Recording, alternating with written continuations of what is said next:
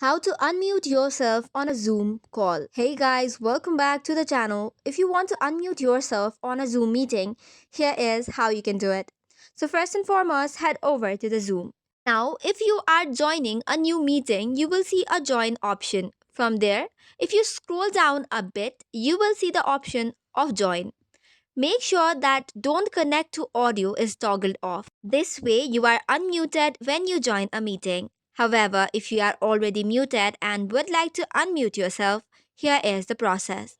If you are in a meeting, you will see the option of muted and unmuted on the bottom left corner.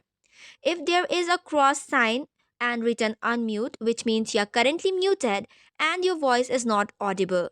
If you toggle on or tap on the option, the red dot will be removed, which means you have unmuted yourself and your voice is audible to others in the meeting. So that is all for today's video. For more such contents, do not forget to hit the like and subscribe button. Thank you and keep watching.